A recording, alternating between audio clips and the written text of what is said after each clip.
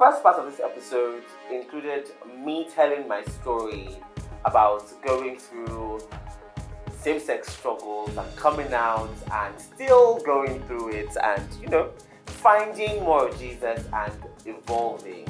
But in this second part, I'm going to be interviewing Omilola. Omilola interviewed me the first part. Second part, I'm interviewing her. I'm going to be talking about a story that many of you already know, but we'll try and get into the nitty-gritty of some of this stuff.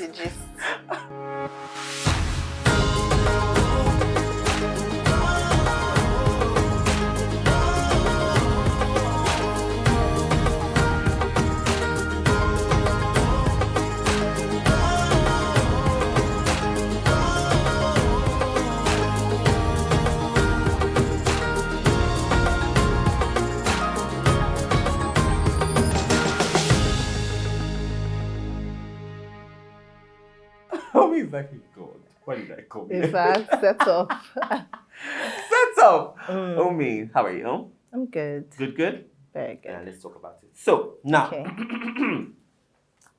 The Richer Woman. Beautiful book, very vulnerable. I think you showed everybody how to do it afraid first. There was other do it afraid things you had done before, but that book, that was the actual Afraid. doing it afraid. Yeah. So you really did exemplify what you preach. Now, we know the story about, and you still tell us in very brief details about the story. And what I want to focus on, not because I want to sensationalize anything, but because we really want to get to the heart of people who are going through practical things that they're struggling with and think that there is no hope. So we want to show them that there is actually hope in Jesus, right? So you wrote in your book about infidelity. And the statistics show that it's more men who engage in infidelity than women. Am I right to say that? Well, statistics, but is that reality or Is that just numbers? Because exactly. you can only get statistics from what people are presenting you, and is that the Exactly. truth they are presenting you, Exactly. right? Exactly. Which makes sense because now you were bold enough to say, guys, look at this thing that happened. Look at what, I did in my past, And it's very bold because people don't do that. People don't talk about stuff like that. Especially when you are a minister that is blasting in tongues. Facts. You just say, oh, I had a past. Glory to God. Hallelujah. But you don't talk about the details of it. First of all, before you say that, I actually feel like I'm in an out-of-body experience, that I'm watching myself. So when you start talking about me being bold and all of that, I'm thinking to myself, she was bold, not me. Not me. That person that did it. Honestly, and that's where the grace of God Yes, is. It just definitely. overcomes. Even what you're doing is so bold as well. But what is the story? Man. So going back to statistics, me sharing my story, a lot of people have come, to meet me to talk about their own struggles. Yeah. And I'm not talking about just people that don't know Jesus. I'm talking about even people that are in leadership in big churches. Big churches. Or famous churches, and it's, the thing is, the statistics can't show because women can't talk about it. Women don't talk about it, and because it's accepted as it's the norm for a guy. So we find, even in my husband and I sharing, we just came from Port Harcourt, talking about the book. We just, in sharing our story, we find people saying, well, it's okay for a man to do it, but for a woman, it's like, but we're all human. We're all sensitive. We all have temptations. Yeah. So I don't think it's the statistics are correct. But I thank God. I thank God for the opportunity. My story is basically, it's long, so I wouldn't talk too much about it so that you can buy my book, The Richer Woman. Buy the book. Yeah. But what is it? It's so funny how a lot of people focus on that part of my story because there's so much more. There's so much more. That isn't even the story. Yeah. That's just a symptom. That's only part one of the book. Exactly. There's part two. Yeah. So, but yeah. So my story is multifaceted. If there's any, me and my grandma. Yeah. I grew up wanting to be a rich woman. I wanted to be rich, mainly because of some of the challenges that I went through as a child. So I came from a very, very wealthy home. My granddad was very wealthy. I hear I used to fly private jets, and I know he was very wealthy. One of his businesses used to make cement sacks for all the so it was the only company making cement sacks for all the cement companies. Wow. You can imagine. So imagine for almost every house that was built, Yes. cement sack, and that was just one. I mean, he was so wealthy that he actually even funded his brother's, a company for his brother, which is currently the most widely read newspaper in Nigeria and the oldest. So had plenty of money. But when he passed away, we went through financial challenges. My dad used to work for the company, the main company, and the company kind of folded. So for me, those, as a young woman, I'm like, no. For me, money was like the answer to everything.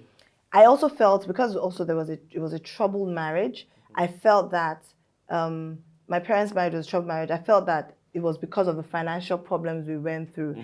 I felt that if we didn't have financial problems, maybe my parents wouldn't fight, my dad wouldn't be too angry, So I just kind of felt like money. And then I went to a really, really good school. And in fact, I went to good schools. My dad just, God was amazing and his family members supported and everything, but it was also not helpful when you go to a good school where you're with children of, very wealthy families, like, who you stuff to your self-esteem. Yeah, and then you find, I remember there was one time I used to beg my mom not to bring the car to the gate. Wow. Yeah, so you kind of, and then everyone's traveling. So there was a period we didn't travel. In fact, I didn't travel for a long time until when I went to London to school, and everyone is traveling every summer, and then you come back from school, and then you just have to try and pretend like I won't actually say, but you want to make sure you have new shoe, new bag, so that you can just at least flex more.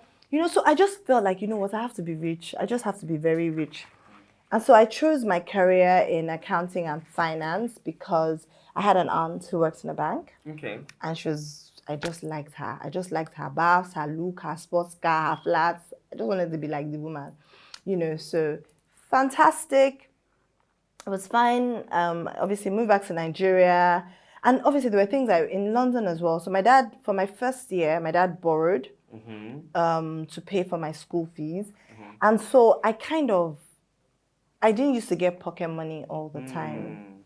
I didn't. So being in London was actually quite tough in uni. And I also had a fear of rejection, so I couldn't ask. And why? Because I would, maybe then when I was younger, I'd ask my dad for money, and if the daddy be like, what? Not even, it may not even be money, but just daddy, what? Because he's already worked up.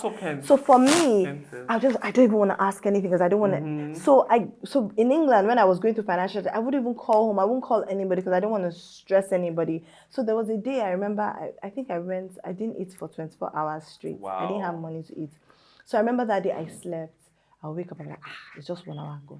So I was just hoping for the time to pass so that, I think what even happened was there was breakfast.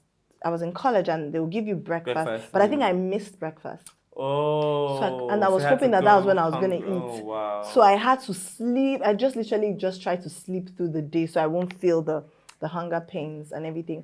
So obviously that just kind of was my driver. So even when I went back to Nigeria, got a good job, had great plans, cut a long story short, went into investment banking because I wanted to be very wealthy very fast. Thank God for character that my parents brought in me. I could not even think about anything but working hard. There was nothing like Aristo. As in, it wasn't even or even a man. It was all about me getting, my career going. And I also felt as well that because my parents didn't have 9-to-5s, because they were both doing different businesses and things, that was also the problem, that if they had a 9-to-5, we would have had some structure. So which is why I was so hung on my career. And it was okay until life started happening. When I had children, I wouldn't get to see my children, because I'd wake up really early when it's dark to go to work. I'll come back when it's dark. Sometimes my kids will be asleep. Already. You know, and I realized that I wasn't actually really fulfilled. I didn't really enjoy. I loved the company that I was working at. It ended up being my dream company, but I didn't enjoy the work. So I just was just frustrated. Now, I took it out on my husband. So my husband and I, it's amazing. When I was getting married or when I was choosing a man, one thing that I did, there were only two things I wanted in a man. I wanted someone who had the fear of God, because I felt that if he had the fear of God, then he wouldn't hit me. He wouldn't, he wouldn't hurt me because of what I had seen in my parents' marriage. And also I wanted someone that was going to be my greatest cheerleader. Because also my mom had to hide, because of my dad's ego and self-esteem, he wouldn't let her work. She was doing. So she had to hide when she was, working or, stuff. So I knew that I wanted to be rich. I wanted to be career. I wanted to be Minister of Finance.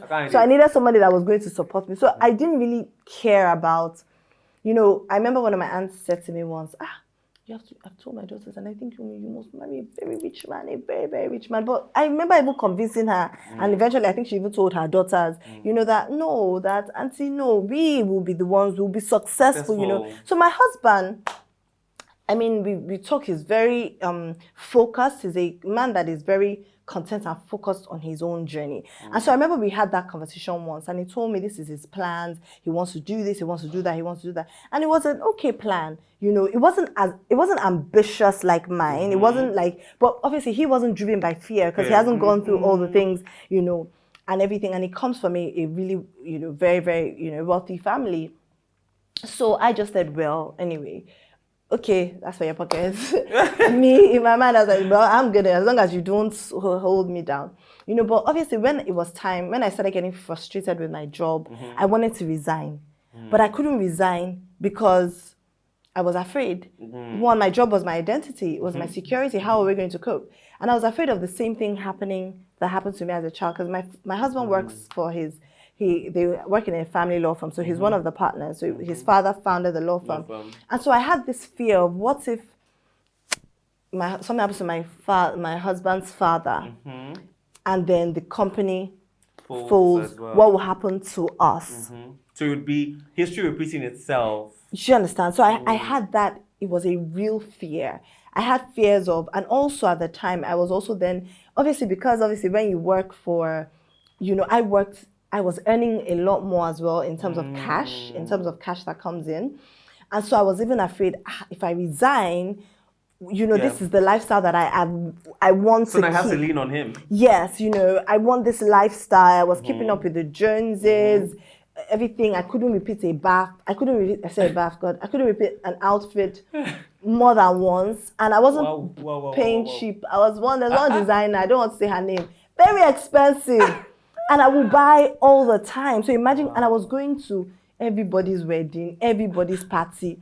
So, and I would want to, in fact, that when I enter, they must know. They must know. Even the bride must look. Because you have to give them, but how can you give them? Even the bride must look. At one point, I wasn't even doing Ashoebi again. I was saying, I'll kill them off with my own skills. So and I was buying hair. Hair was so expensive at the time. Traveling, I just didn't understand that there's one thing to know how to make money, but there's another thing to know how to manage your money and how to grow it.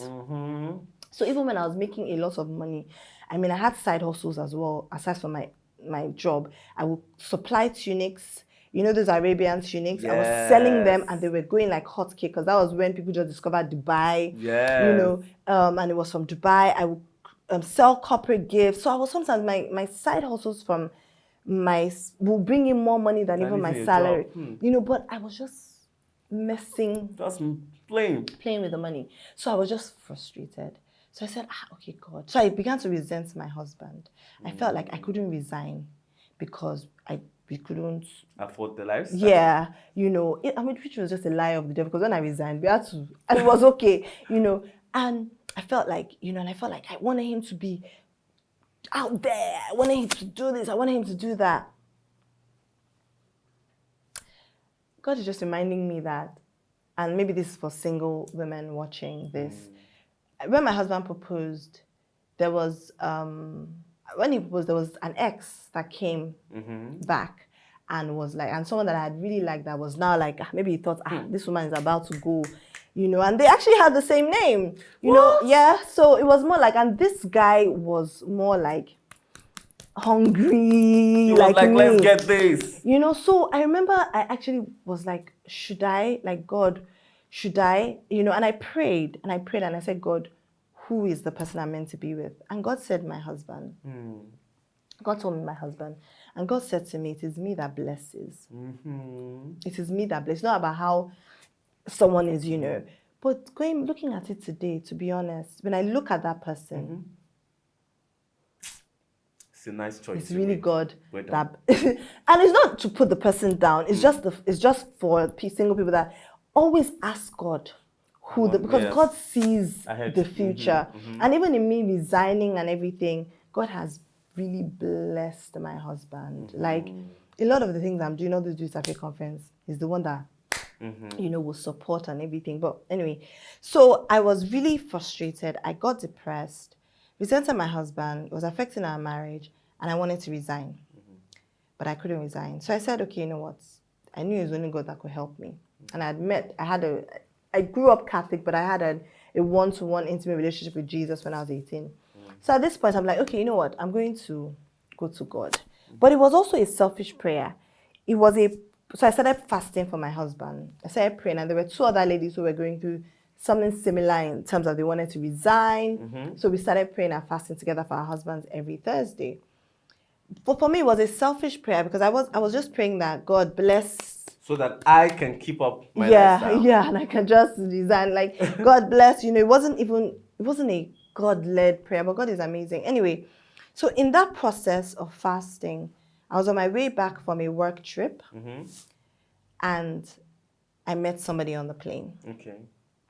And when I met this person on the plane, the devil will not come to you and make it seem like, yeah, this is temptation. It had nothing to do. Very subtle. Very subtle. We gisted. It was a 6-hour flight. We gisted. We talked about our families, showed pictures, talked about work, even took my husband's details that he would contact him for something, you know. And I came back home, and I remember even telling my husband when I got into the house, I even met somebody who, in fact, I've given it. I didn't think there was anything until afterwards. I didn't realize that there were seeds that were so.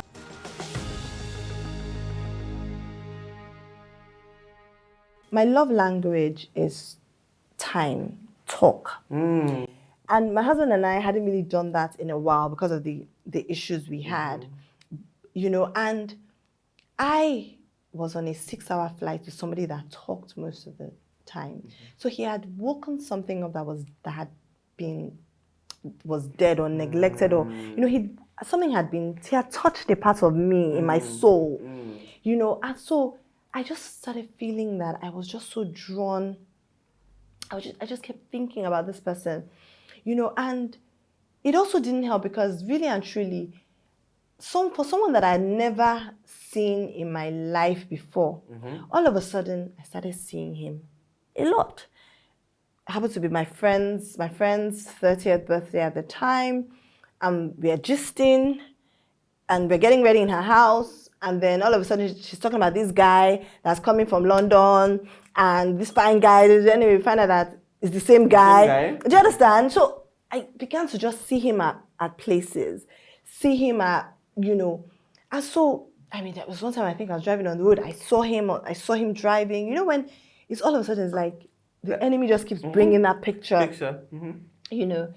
And it was a struggle. So we used to talk a lot, and it was more BBM, BlackBerry Messenger. Back in the day. Yeah, back in the day. So we would chat. Sometimes my husband would be in the same house, and I'll be chatting, you know. And I remember then I would change my DP a lot. So I'm giving the secrets. I would change my day. I'll put my best picture of my profile. God forgive me. I can laugh about it now. Put my best picture on the profile so that, you know, the person will see it. And it was a struggle. I knew that what I was doing was wrong. I knew that having these conversations with this guy was wrong. My question is, at what point did you realize that?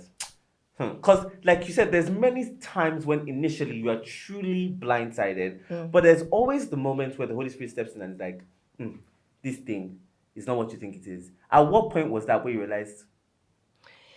I mean, I think from the beginning, you know that you shouldn't be talking to someone. And he was a married man as well. You know that you should not. And he had a lot of time as well because his family was out of town. Okay. You know, so you know that you should not be chatting with someone that, I mean, and I think for me, it was a lot of, I was young. I was, naive to some point. So there are things I would say that, he even said, yeah, he had like 3 girlfriends, one from this country, one from that country, one from that country. And I was just like, hey. So most of it was more like just flirting. And then you realize that, okay, the conversation changes to, okay, you actually kind of know that you kind of like this person, anyway. And so, but I knew it was wrong.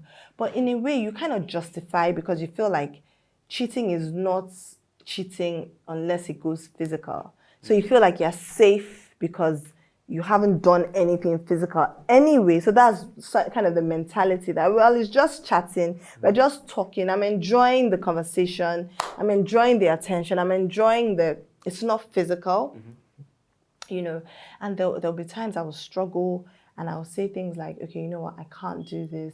I'm getting, like, even if it's not because of my husband, even because of God, I know that what I'm doing is wrong. I have a relationship with God. And I'll say, okay, there were times we won't talk for 5 months. So it was a 3-year battle. There were times we won't talk for a long stretch of time. So it wasn't like it was consistent. There were like huge gaps in Yeah, between. there were huge gaps in between. And then all of a sudden, I remember there was one time we started talking again was when all of a sudden on one day, I'm on BBM, it's my husband's birthday, and I put my husband's picture, and I see somebody else on my phone put this guy's picture. It's the guy's birthday too. And I'm like, no. How do they share the same birthday? Like, this is just so spooky. And when you just feel like, no, I have to reach out and say, oh my God, you mean you are my husband? And then you start talking again. So it was those kinds of, times where there'll be long stretches, you fight it, but even when you fight it, you just feel kind of, because also there's a vacuum that has been created and you're not feeling that vacuum. So you feel kind of, and then but what was the turning point for me? The turning point was, when you just kind of, like you can't pray. You can't pray and you know that, I know I have a relationship with God. I can't pray that much because I know what I'm doing is wrong. You also know that you don't even feel protected because you feel like you're out of God's covering. And so, but you still feel like you still pray, you still say, and the one thing that helps me is that I was honest with God. So I was always, I didn't go to God with a pretty perfect picture. I was vulnerable with God. I'll say, God, help me. I'm struggling. I can't do this. There was one day I was chatting with a guy, and it was a time when we had just started chatting again. So also when there are those periods of no chatting for a while, and you start chatting, it's more intense. So and then we're chatting, and then while we're chatting, there was a Dana crash. Oh wow! The Dana plane crash. So we obviously had to end the conversation, and then I found out that. Then obviously we found out that so many people died on the plane. I knew at least 5 people on that plane. And so imagine going from one wakekeeping to the other, one funeral to the other, back to back. The Bible says it's better to go to a house of mourning than a house of feasting, because you realize what's really important in life. I realized that there are 3 things that are important. 1, did you give your life to Christ? 2, did you fulfill the purpose God created you for? And 3, did you make memories with your loved ones? I couldn't answer I could answer yes, I'd given my life to Christ. I could not say I'd fulfilled purpose because I was in a job that I was just there for money, not for purpose. And I could not say that I had created enough memories with my loved ones, because how many times did I see my children? Do you understand? I couldn't answer those questions, and I knew something had to give. So at any point in all of this, was there any point where you thought maybe your husband might realize what was happening? Did he ever realize, like within the 3 years, do you think he ever suspected that something was off? We were fighting a lot. We all had, I had my resentments. Probably had his own resentments as well, because if I'm resenting someone, I'm not going to put up my best. So he's probably dealing with his own internal struggles or whatever. But you will not, I don't think he ever thought There was somebody else Someone needs getting the my picture. attention. You know, he never thought that. So even I had to tell him. Yeah. So what happened was I ended up telling him that I blurted it out one day that this is what's happening. You know, and he wasn't happy. He didn't take it well at all. He was shocked. We both cried. But I guess what then happened was there were now series of accidents. So I ended up telling the guy. So I said to him, I've told my husband, we can't have this conversation again. I don't want to have anything to do with you. You know when you feel like if I was on that Dana crash, if I died, would I go to heaven? Would I? So I was like, you know what? Emi Oshe. You know, so it was now like, so luckily for me, he backed off. I now was able to focus on my marriage. But it was like we didn't even get to do because so much was happening. Like my husband's life, like the enemy started attacking his life. So all of a sudden we were dealing with so many different things. Issues The day or 2 days after I told him was when he had a really freak accident. I'd had a dream about that. You know, so many things. So I ended up doing Master Life, the discipleship class. And I remember one day I shared with my group members that I really didn't like my job and I wanted to leave. But they said, why don't you share with your husband, you know, that you want to leave and everything. To cut a very long story short, my husband and I ended up in London he had to have surgery, part of all the freak things that were happening. And in that process, he just said to me, Omi, you can resign. Okay. So for the first time, I knew that sometimes you have to take the first step for the automatic doors to open. And then I decided to obey God. In that period, I got really depressed after a while when nothing was happening. This was after you had resigned? Yes. In fact, I got a fantastic job offer. God said no. I shouldn't take it. Obedience is better than sacrifice. I remember writing in my journal, Father, Lord, I have 500 naira. And they are offering me this. And he said, no, it's okay. I trust you. Cut a longer story short, I ended up in Miami. My friend invited me. She said it was her sister's wedding, and I couldn't afford to go. I said, no, you can't miss the wedding. You should come. I'll pay for you. Went. I need friends like that too. Yeah. Went, and then this guy, she had invited him to the wedding as well. So he was staying in the same hotel that I was staying in. So you can imagine the temptation. So when I found out that he was in town, I remember being really afraid. And I remember praying to God, and I said to God, help me. That's what I said. I said, God, help me. And to cut a longer story short, maybe I should have told my husband in hindsight. I remember, in fact, you know, I had a conversation with my friend, and she said, you know, the way you ended it with him wasn't fair. He really liked you. But you're saying this before the incident. This was before you went to meet him at the hotel. Yes. Oh, okay. I get it now. So he was staying in my hotel, but he had even moved hotels afterwards. So I was like, I need closure. So I reached out to get closure. You know, but to cut a long story short, in fact, you know, where the Bible says that with every temptation, God brings there's a way of escape. I remember when I made up my mind that, okay, I was going to reach out, you know, my husband sent me a message, and he showed me pictures of the kids. They were getting ready for a family function. And I remember looking at that, and I broke down and I really cried, you know, and I felt like that would have been the opportunity for me to say, babes, this is what's going on. You know, but I was like, in my mind, I was like, you know what, I'm going to get closure. And, you know, a sense of me was like, it would even be nice to just finally see this person and, you know, have a conversation. In your mind, you thought that this is the end, so it's a good thing. Yes. I still felt that as long as I don't get physical with him, and I felt like as long as I'm not physical with him, and I will not be physical with him. So I had told myself I was going to get closure based on the conversation I had with my friend. Yeah. But at the same time, I did want to have I wanted to just see the person, you know.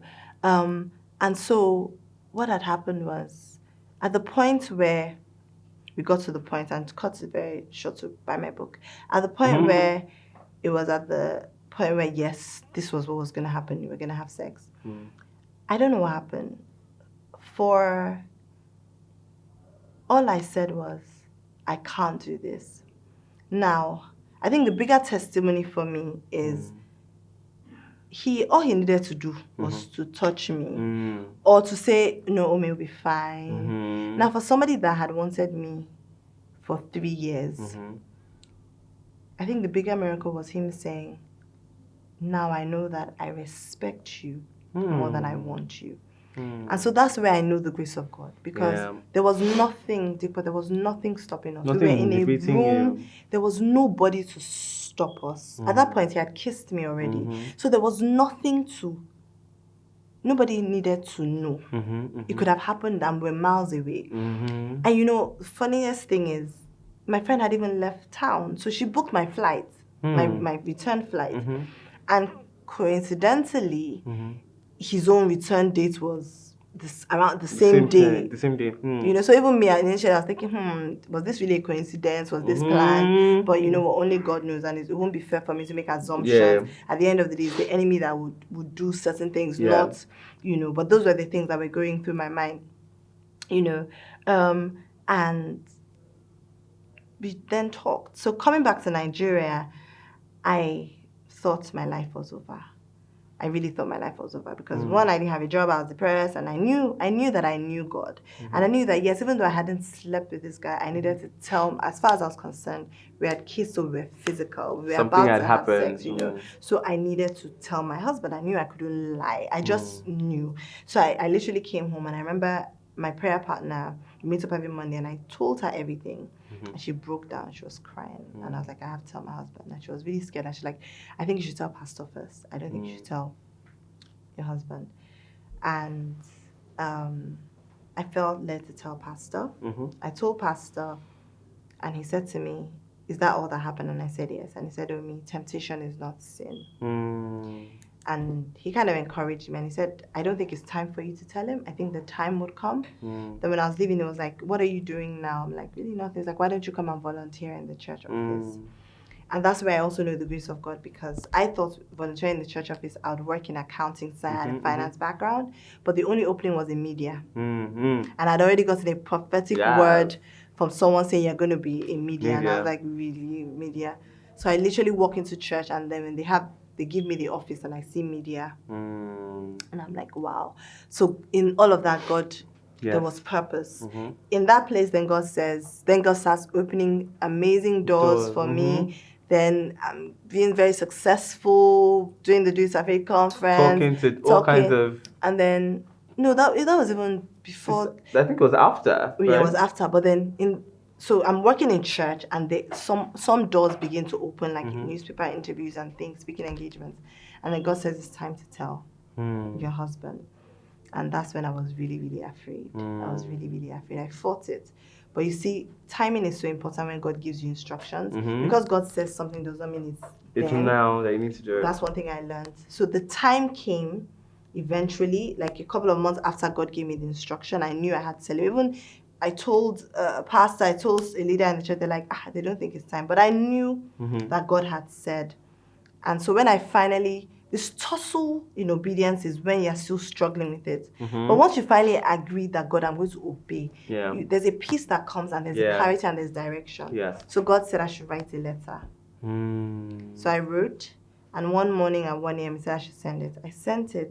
To him? Yes. And see, the last time I told my husband something like that, when there was not even any kissing or anything, he didn't take it well. So you understand the fears I had. Of like... But this time, he just said to me, Omi, is that all that happened? I said, yes. Because the long story short, he hugged me and then he prayed for me. Wow. And that's just God. That's literally God, though. And he prayed for me. That's God. And you know that God had been working on him. And then God told us to share our story. So it's easy. It would have been easy if it was just us knowing what we had gone through and dealing it. But then God said we should write it in a book for the whole world. To see. So that was hard. Wow. So that writing the book and putting out there, because I know there was part of the journey, I've experienced a lot of it with you. But for many people, they don't know what happened in the aftermath of that book. the kinds of attacks, all the questions you had to answer, all the people that came with their own questions, all kinds of things happened after that. What were some of the things that happened? How did you deal with them? Oh, so much happened. I thank God because I'm not the same woman that I was before I wrote the book. I'm a different woman. I've been to battle. I've been to battle because nothing prepares you for the aftermath. Yeah. There was some good. Most of it has been good. Most has been good, yeah. Most has been good. I've traveled the world sharing my story. I've seen marriages restored. I've seen women receive, healing, redemption, people giving their lives to Jesus. I have changed spiritually.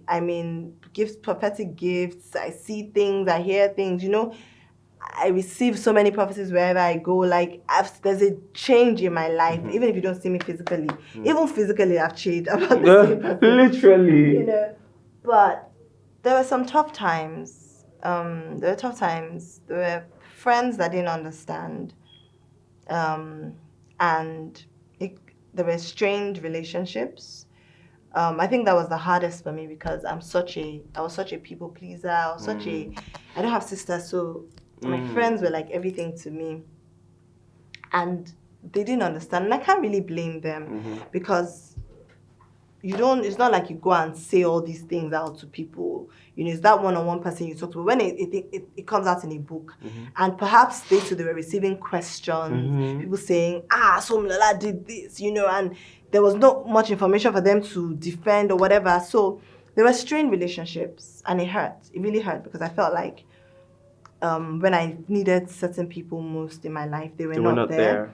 But in that place, I felt God heal me. God also gave me new relationships as well. He gave me some amazing people that you would think we've known each other for so many years. He gave me people that stood by me, that would fight for me. They gave me people that I knew that there were people talking about things, but they would defend me even if I wasn't there. There are some people that I cannot vouch that they defended me. So that hurt because at the end of the day, the core of who I am. And this is my testimony. Some people couldn't handle it.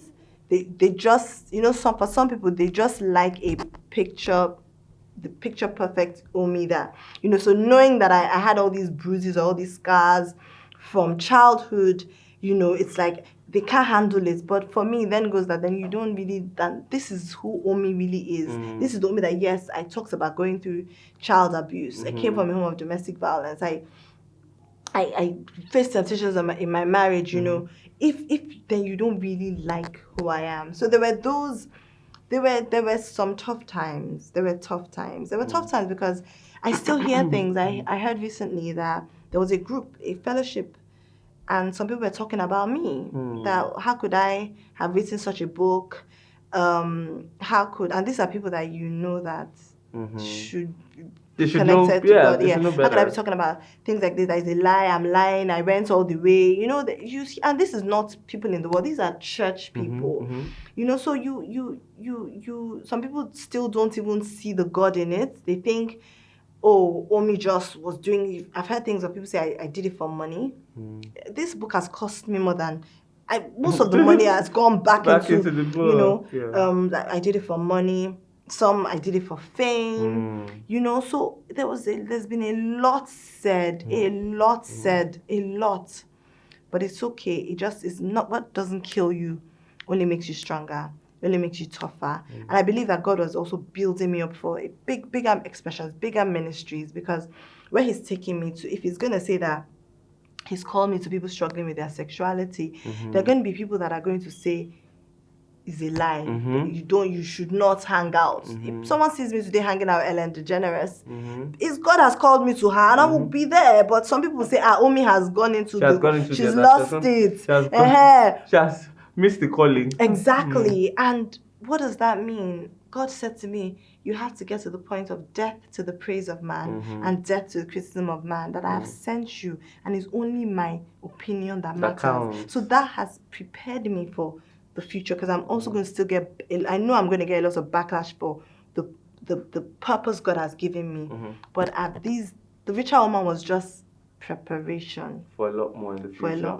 You see, now for anybody that God is asking you to do something, actually it's good, because those people that God's kind of moved away a bit, it was actually it's dangerous for them to be with me right now, because I'm in the enemy camp. I'm there bringing out souls. So the enemy will attack anybody that's not covered. So it's actually protection for them as well, and even for me as well, because God needs to surround you with, when you're going to war, you need to be in the company of an army that can fight. You can't just you leave your family at home, you leave certain people at home, but it's people that have been trained for war. So most likely be thankful and pray for people that don't understand, because they don't understand, and it's actually good for them to back out a bit, so they don't stop your purpose, and so they don't get hurt in the process as well. It's very important. I like that perspective. Yeah. Important. Thank you. Thank you.